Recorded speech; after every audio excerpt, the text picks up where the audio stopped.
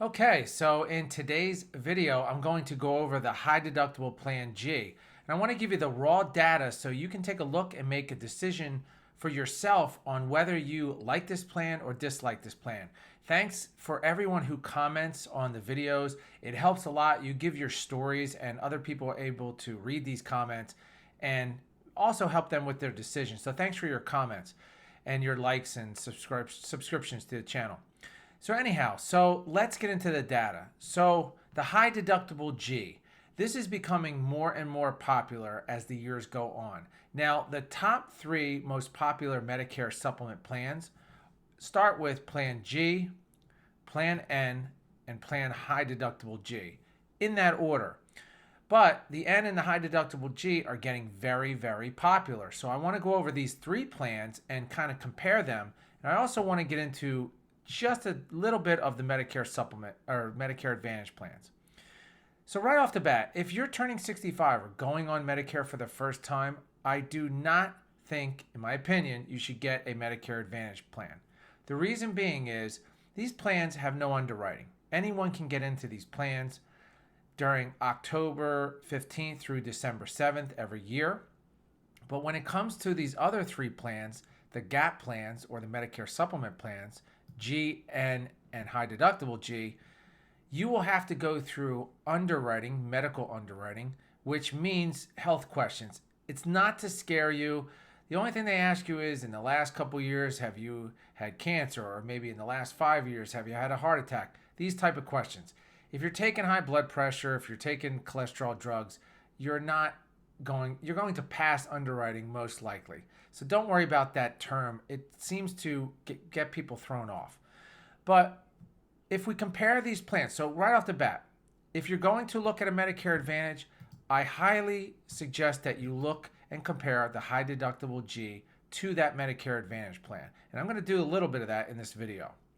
So let's go into the plan G, because most likely if you're looking at Medicare supplement plans, these are the three plans that you're going to see. And these are the three plans that I would show you if you contacted me and asked me about what supplement plans you should look at. Now, keep in mind, with the G, N, and high deductible G, the benefits are the same no matter what state you're in, no matter what company you go with.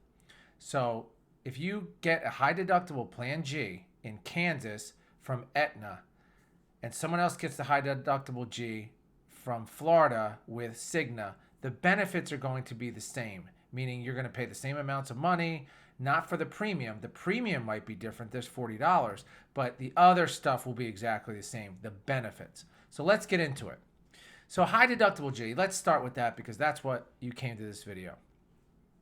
So I did a comparison of a bunch of different states, and I could have done all 50, and maybe I'll do that sometime and see what the average for these plans are. But for the high deductible G, I put in California, Pennsylvania, Florida, Illinois. I kind of went all the diamonds around the country, Kentucky, Michigan, and I put an average of what their lowest cost high deductible plan G for someone who is 65.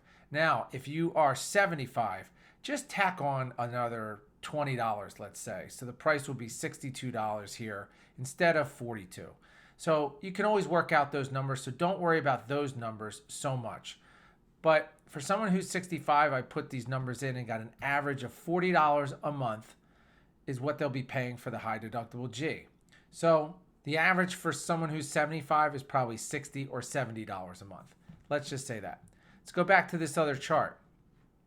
So the high deductible G, you will pay the company $40 each month for the premium. Now, what does that mean? Well, with this plan, it works just like the Medigap plan G, but it has this $2,700 a year deductible. Now, what does that mean? This means that the original Medicare, Part A and B, will pay their 80%, and you will be charged the 20% until you reach $2,700. Then you will pay nothing when you go to the hospital, doctor, or an outpatient center, you have surgery, you get an ambulance, you won't pay anything.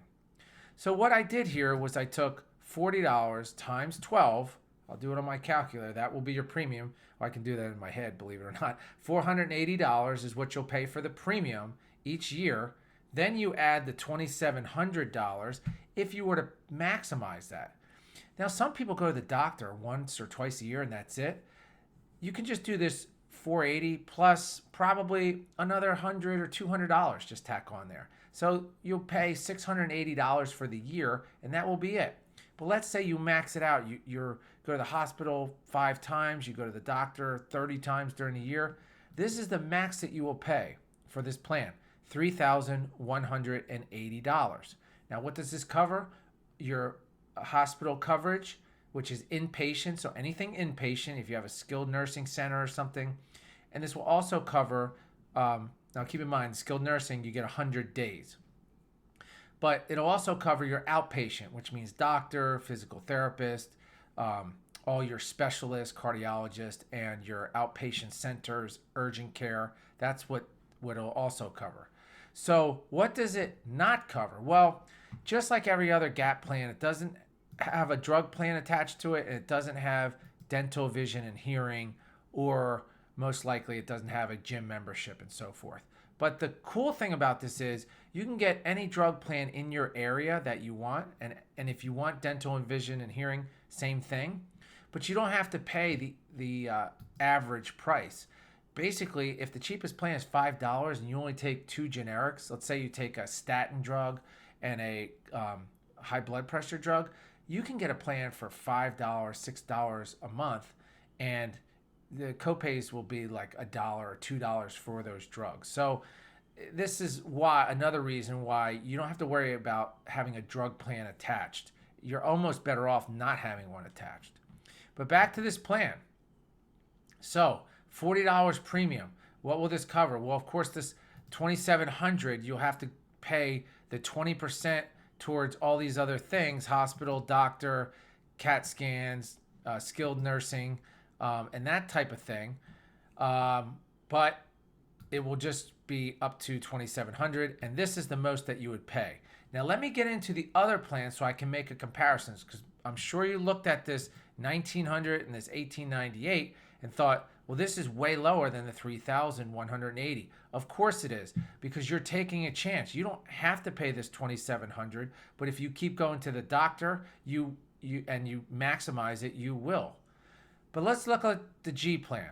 So the G plan is very smooth. It's so easy. It's easy for people because the premium on average, once again, I went to these states, did an average for someone who was 65.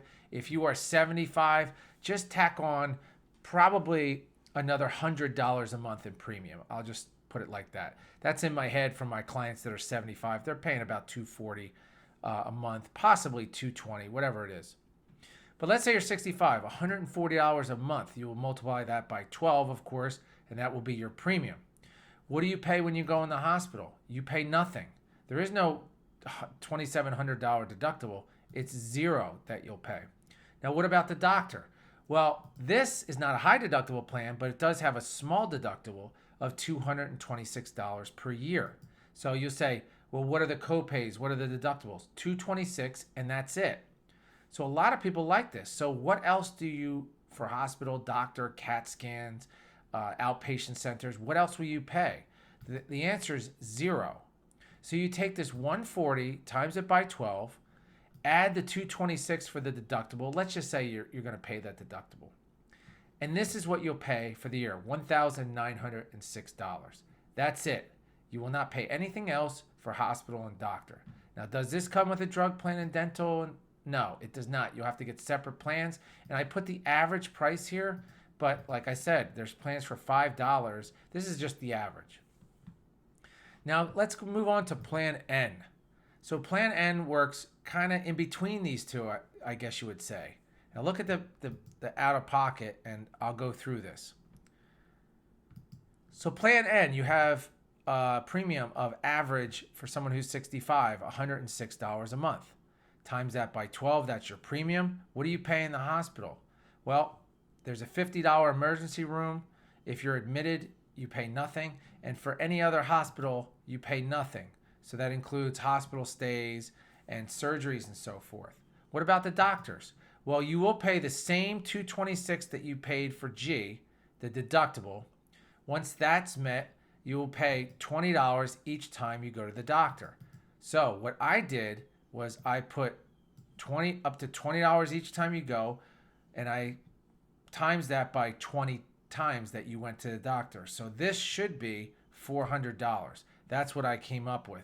Now, a lot of people don't go to the doctor 20 times, so I'm putting this on the high end. So what would your out-of-pocket be for that? It would be $1,898. Now, let's just say you went to the doctor's 10 times. Well, it would only be $200 that you spent, and this would only be $1,698. So let's put you 10 times you went to the doctor or specialist.